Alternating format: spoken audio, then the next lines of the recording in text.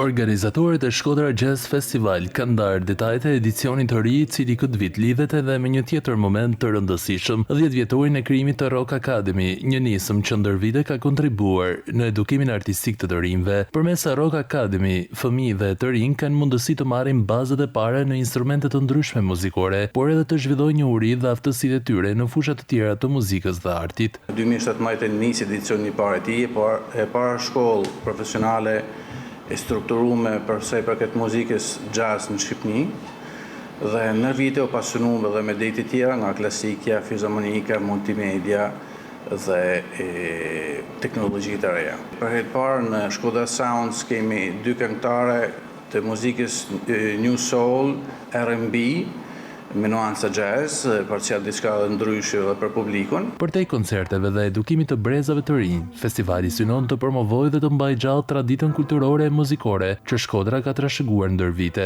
Emrat i kemi bërë gjithë secilin në fushën e vet, nuk kemi nevojë për me bë karrierë.